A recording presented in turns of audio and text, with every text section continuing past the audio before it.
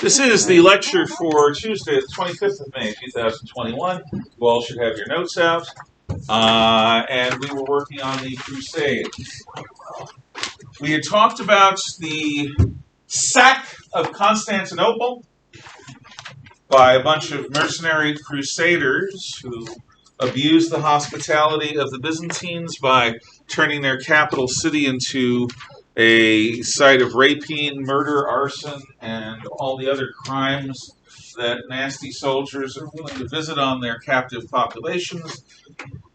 And we talked about the Children's Crusade, where a bunch of idealists,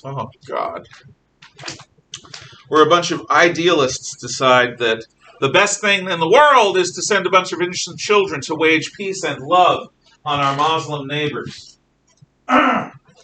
What happens to those kids I can't describe in this classroom. Use your imagination and understand it's probably worse than you can imagine. So the crusading spirit is waning, and then after the Mongols are less of a threat, the Muslim world is able finally to defeat the last of the Crusader states at Acre. What that does is it creates a question. Is crusading finally well and done? The Holy Land is gone. It's not going to come back anytime soon anyway. The Crusader spirit has been tarnished by crusaders willing to work for the Venetians for coin, willing to sack Constantinople, willing to use innocent children, or abuse them, should I say. However, the idea of the crusading spirit, of doing great works for God and maybe getting a special reward for it, still seems to be a force that has some life in it. So, let's look at closer to home. Here is the Baltic Sea. And southeast of the Baltic Sea are the areas of Prussia and Lithuania, north of Poland. Eyes up here from time to time. Makes me feel important. These Prussians and Lithuanians are pagans. Now, the Poles are working with the Lithuanians already. But the Prussians are a swamp people so fierce that anyone who goes in there gets mauled. What if we set up a Northern Crusade to conquer the Prussians and overawe the Lithuanians and spread Christianity, ladies, by the sword in Northern Europe and Eastern Europe? So a group of knights are established called the Teutonic Knights. They're established out of the Knights Hospitalier, and they are to be recruited from all over Germany, thus the term Teutonic Knight, because Teuton, or Teutonic, means German. So the Teutonic Knights are recruited by the Catholic Church, by the Knights Hospitalier, to work in conjunction with the King of Poland, who basically is the overlord suzerain of these lands, particularly of the Prussians.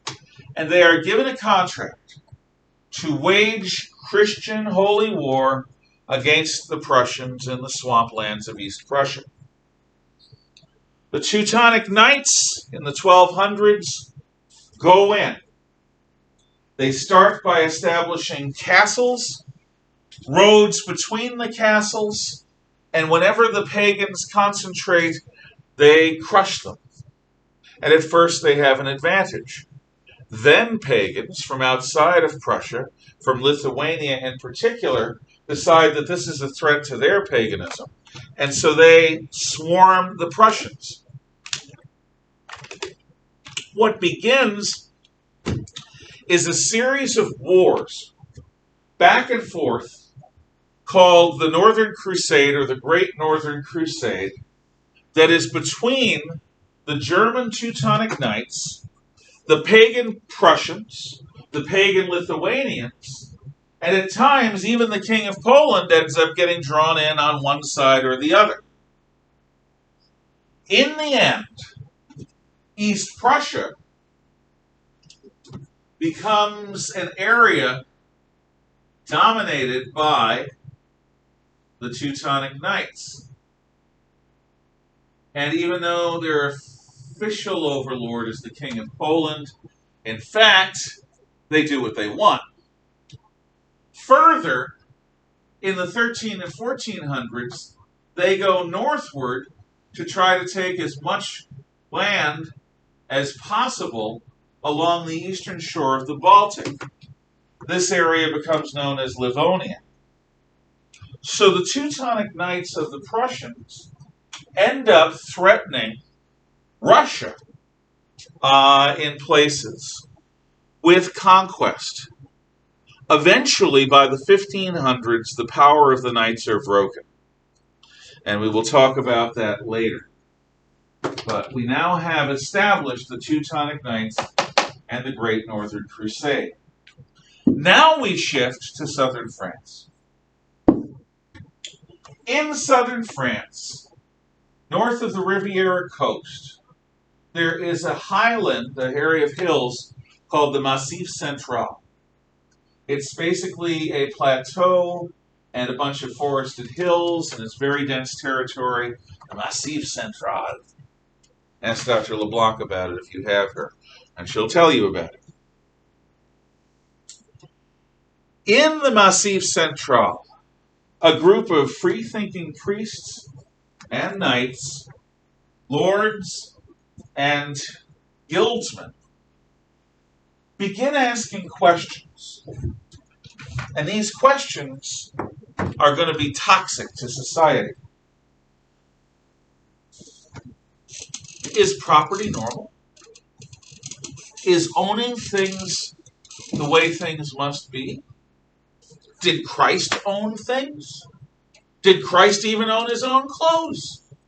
The man was a wandering beggar and teacher.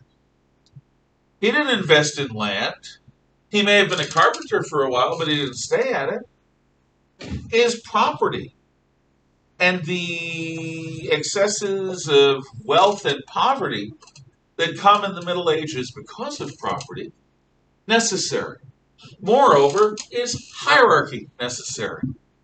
Is it necessary to assume that some people have better blood, a more noble conscience, that some people are born to rule and others are born to serve? What if that isn't true? Then we live in some evil reality where a group of bandits have taken everything that we need, called it their property, and have taken all the power, called it legitimacy, and turned everyone else into slaves. What about families?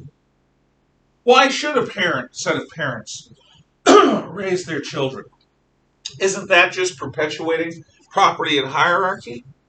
Why not have children raised by the community? It takes a village. Moreover, if children are going to be raised by the community, who cares who their father was? Who cares who their mother was even? So why have monogamy? Why have marriage between one man and one woman? Why not sleep with anything that moves? And if the females have children, the community will take care of them anyway. These groups cohere as the Cathari. The Cathari. C-A-T-H-A-R-I.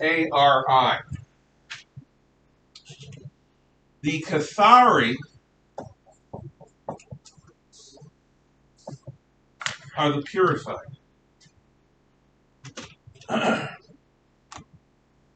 These purified ones take over a town. The lord is kicked out of his castle, he joins them.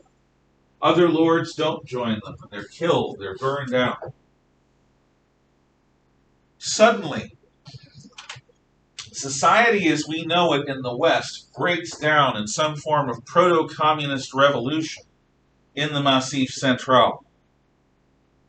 The outsiders call them Albigensians. They call themselves the Cathari. They rise up and spread. This is not like a normal peasant revolt. You remember what we saw at the end of Robin and Marion. The fate of peasant revolts is that they fail because peasants don't know how to plan and organize beyond a certain point because they're completely uneducated. But this group of Cathari, these Albigensians, are not led by ignorant peasants. They're led by lords, they're led by priests, they're led by educated scholars, they're led by people who are soldiers, they are led by people who understand very, very well how to organize, how to plan, and how to make things work. As their territory expands, word reaches the kings of France and elsewhere, word reaches the Pope. This, just like communism today, is an enemy to everything that we know and hold dear. Just like communism today, it promises some type of utopian paradise. And all you have to do is destroy property, hierarchy, family, marriage, private life,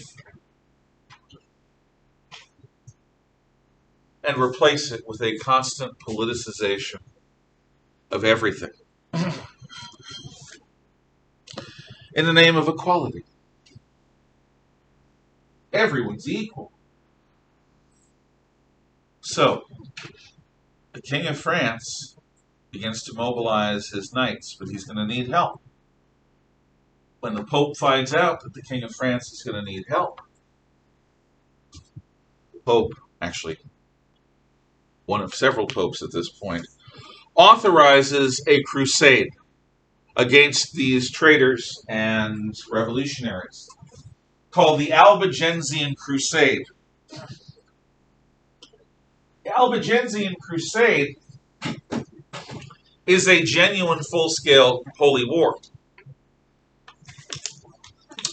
The Albigens, the Cathari, are fighting for this material utopia that's still talked about by communists today. The forces of order, of church and state, come together in a series of knightly armies supported by priests. They surround and seal off the Cathari, and then they slowly march in. It's not a war with mercy. It's not a war with quarter. It's not a war where prisoners are kept well. A knight who falls off his horse among the Cathari is probably going to have body parts sliced off before he dies. Cathari villages that has this contagion of ideas have to be wiped out to every man, woman, and child, lest the disease survive and spread again. It is one of the nastiest wars in that 1,000 years known as the Middle Ages. It is witnessed by Saint Dominic, who ends up founding the Order of Preachers, the Dominican order. It is something that people in the late Middle Ages end up reacting to. So, even though it's not a proper crusade in sense of the Holy Land, the Albigensian Crusade has every element of a holy war you would want. Two different religions, incompatible, in diametrical opposition to one another, fighting for survival. The forces of traditional culture win. The Albigens are wiped out. The Cathari are wiped out. But their ideas are going to pop up again and again, right up to modern communism and the modern woke left environmental movement. The Crusader spirit is largely dead by the late Middle Ages. However, the Crusaders are not. The Crusaders come back from the wars. And they've lived in a better place. In the Middle East, they have hot baths. In the Middle East, They have castles that aren't wet, moldy, and drafty. In the Middle East, they wear silks and cottons, not linen and wool, next to their body, next to their skin. The good life that they experience is a life of silks on their bodies, spices in their food, food that has taste and flavor that varies, food that pops. Imagine never having eaten anything but bland food and then going to a good Mexican restaurant or a good Chinese restaurant. And suddenly you end up with spices and your mouth comes alive like it never has before. The spices are also used in medicine.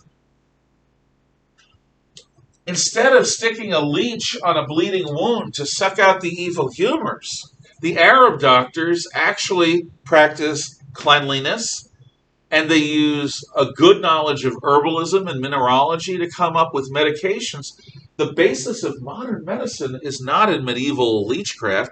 The basis of modern medicine is in what the Arabs do. It's much more advanced. People actually recover from things that would be a death sentence in Europe. So they bathe, they wear silks and cottons, they eat foods with spices, they have decent medicine. They have also traveled from little tiny podunk villages in northwestern Europe across the Mediterranean world to the Holy Land and back. Why should we go back into our shell, cowering down like some kind of clam? Why not keep in touch with people in that part of the world? Why not keep trading with people in that part of the world? So long-distance communications is going to come back as a result of the Crusades. Books!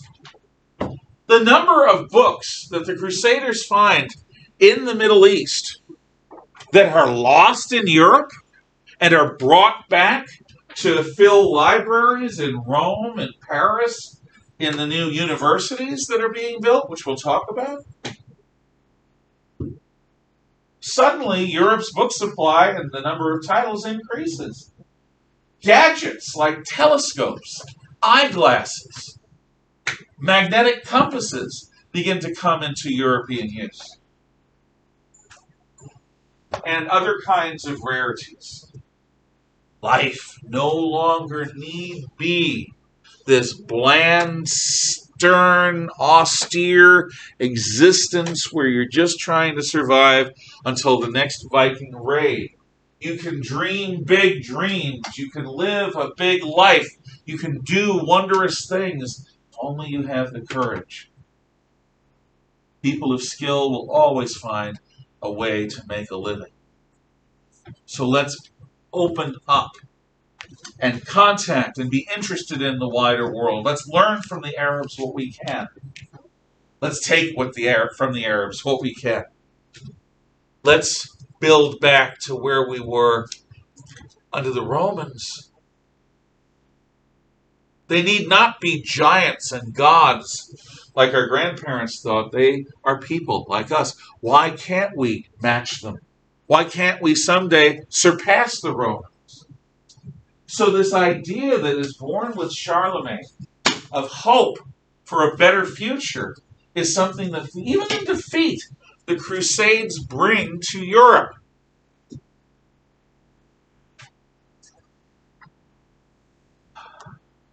The desire of Crusaders to keep eating spiced foods, continue wearing silk and cotton clothing, continue getting access to medicine and books, is a free market desire that begins to change everything. What, ladies and gentlemen, is the free market? It's what Marx calls capitalism, but Marx is slandering it by calling it that. The free market is a society that allows you, if you have an idea, to run with it. If you have a new idea for a piece of footwear that'll make shoes and sneakers obsolete because it's better, go for it. design it, try to get it built, try to start selling it, and soon, someday, maybe everyone has given up their shoes and sneakers in return for your new item. Crocs! I don't like them, but I've seen them. They're neither shoes nor sneakers, and a lot of people wear them. Whoever invented Crocs is filthy rich. Good for them. If you want to serve special food, if you want to do a job and work with wood, no one's going to stop you. This notion of the knights that we want the silks and spices is going to provide a lot of people with non-feudal jobs, with jobs that take them out of the peasant serf class and into the class of townsmen. And if you increase the number of townsmen, you increase the wealth producers in your society. Ultimately, the desire for silks and spices are going to lead to the age of discovery. So, that's where we're leaving things at the end of the Crusades. What I'm going to do now is ask people by the windows to close them and close the shades. And I'm going to do something rather surprising. I'm not telling you.